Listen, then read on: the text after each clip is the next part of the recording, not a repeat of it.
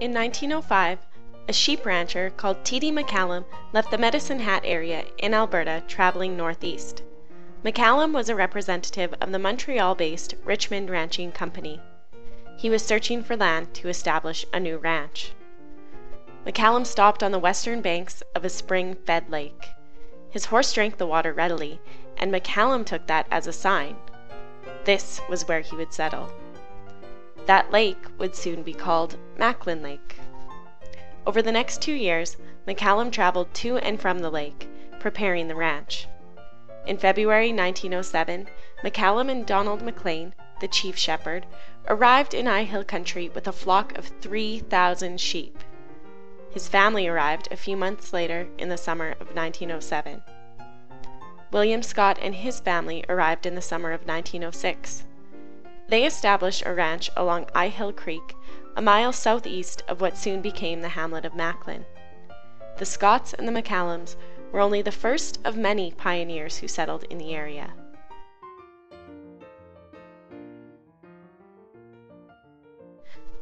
A great network of rails and ties was growing in the early 1900s, branching out of long-established arterial routes to connect major settlements.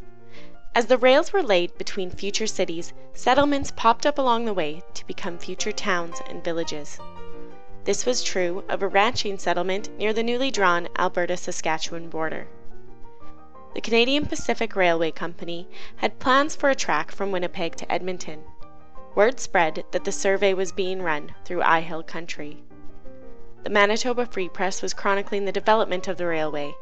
The paper's editor and general manager, Edward Hamilton Macklin, traveled with the survey crew. He was keenly interested in the opening of this new land and gave his name to the fledgling Saskatchewan settlement.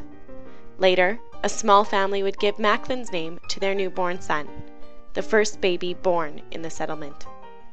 In recognition of E.H. Macklin's profession, the streets of the town are named for newspapers.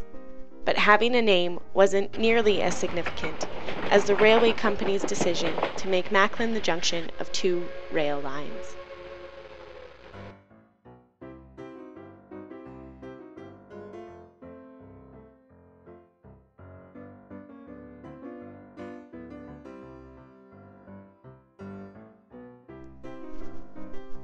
The pioneers saw opportunity, and the community began to take shape. More settlers arrived. Business boomed. By the close of 1908, 27 buildings comprised the town site. Then, disaster struck.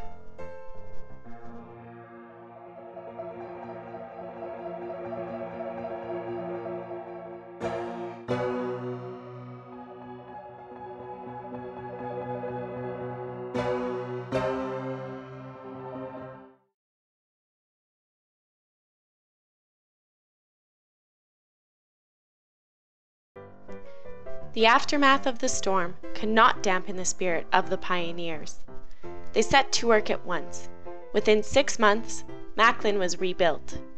The first train arrived in the hamlet in September 1909, and on November 8, 1909, Macklin was declared a village.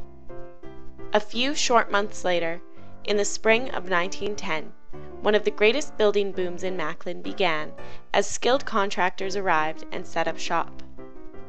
Businesses, homes, and churches were built.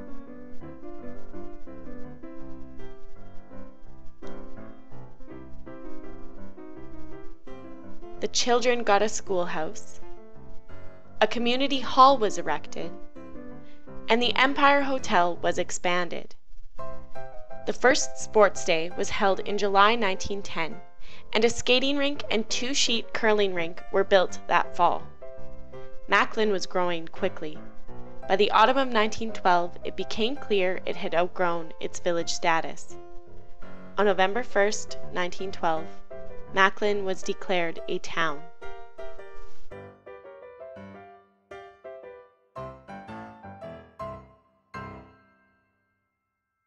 Mrs. Armstrong had a daughter, Mildred, and Mother and Mildred, of course, were good friends.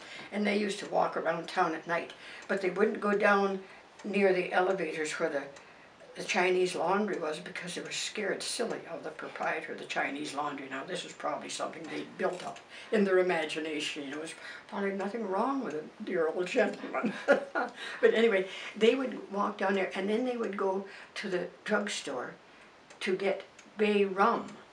Now we're talking about the Prohibition years when liquor was taboo.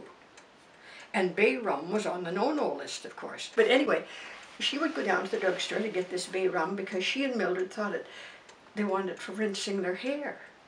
Now, I have no idea how bay rum, maybe they didn't know either how it would help their hair, but they thought it did. And hair apparently was very important to young people then, just like it is today. So the druggist would dole out just a small portion of bay rum and make them promise fervently that they weren't going to drink it. And they would assure him no, they were going to use it for her. So that was one of the stories that Mother used to tell.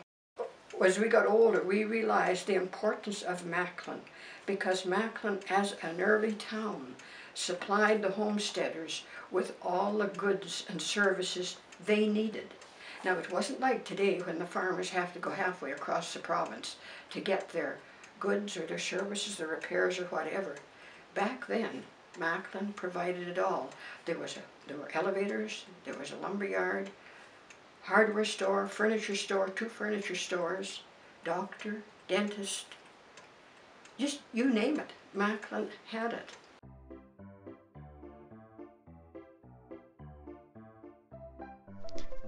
Prior to the height of the 1910 business boom, the residents of Macklin saw the need for a Board of Trade. In September 1909, the board came together. The purpose of the board was simple: help new businesses establish, organize fairs and other community activities, determine store hours, as well as business practices. The Board of Trade paved the way for the present-day Chamber of Commerce, which was formed in 1960.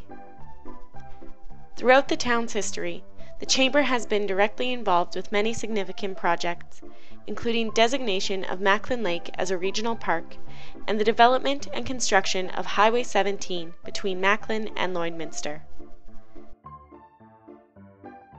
That very first Board of Trade played a major role in Macklin becoming a town. On September 22, 1909, the secretary of Macklin's newly formed Board of Trade wrote to the municipal commissioner to begin the process of incorporation. On November 8, 1909, Macklin was declared a village. The first village council included 3 members: T.H. Argue, Reuben Martin, and C.B. Adams. Their first meeting was called on December 20, 1909. The village council faced several challenges and received some unwanted attention from the provincial government.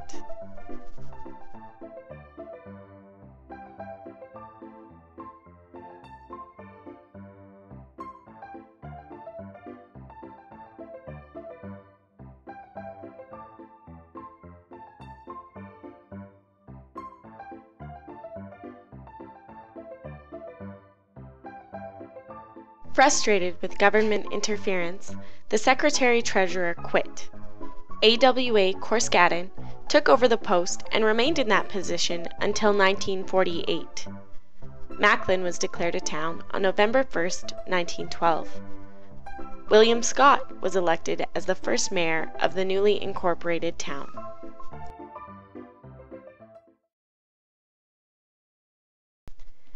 Macklin was a young settlement when one of the bloodiest conflicts in history broke out in Europe. Great Britain declared war on Germany in the summer of 1914. Canada, as a member of the British Empire, was automatically involved. It was called the War to End All Wars, and the majority of Canadians felt it their duty to fight for the motherland. The residents of Macklin and the surrounding area were no exception. Nearly 100 men and women from the region enlisted. When the world went to war once again in 1939, over 200 people from Macklin and district joined the war effort.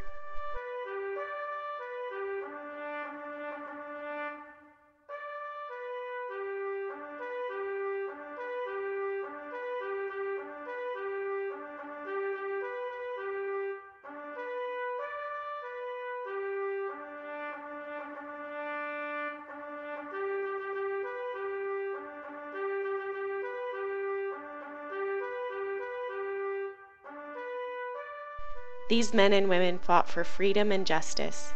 Their contribution and sacrifice will not be forgotten. Canada has participated in numerous global military and peacekeeping missions since the end of the Second World War, and several people from Macklin and District have bravely stood for their country as members of the Canadian Forces.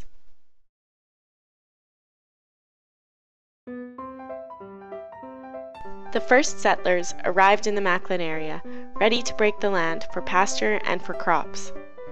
Though other industries soon developed, agriculture has been a mainstay of Macklin's economy throughout the years.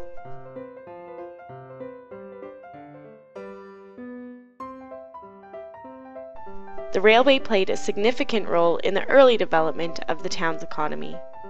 The Canadian Pacific Railway has employed several people in the Macklin area since it first decided to run its track through the town. It began with the construction of the rail line and continued to station operations and track maintenance. In more recent history, Macklin's residents have benefited from the lucrative oil and gas industries.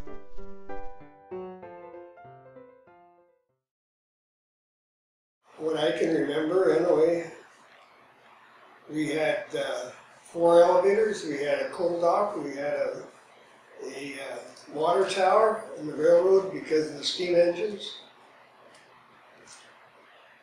We had 2 livery barns, we had a bakery, a meat market or a butcher shop, and a bunch of other things that I can't think of at the moment. My dad started Hillis Brothers Garage in 1929, which he operated until he passed away with his brother Edgar. After he passed away, Mr. Ian McIntyre, who is my dad's nephew, worked for him from 1952 until my dad passed away, and we sold the business to Mr. McIntyre. One of the most important things in my life around was always the lake in the summer. And even later on, when we got into high school, we had a little place down at the lake. And after we were through school and through university, my friend and I, Grant Elwood and I, built a boat and a motor. We bought a motor and had a boat and a motor, and it was big enough so that we could water ski. We taught a lot of people how to water ski and spent many, many hours, evenings and Sundays, water skiing and water sports. We taught our kids how to water ski, and we had a lot of enjoyable times at the lake.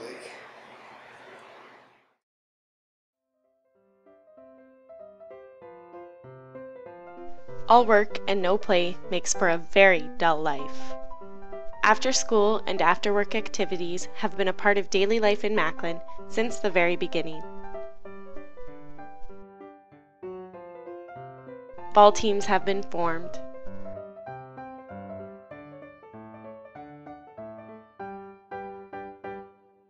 Hockey teams have won championships.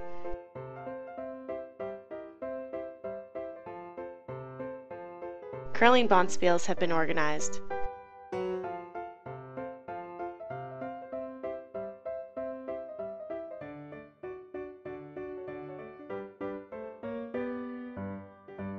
And skating competitions have been held.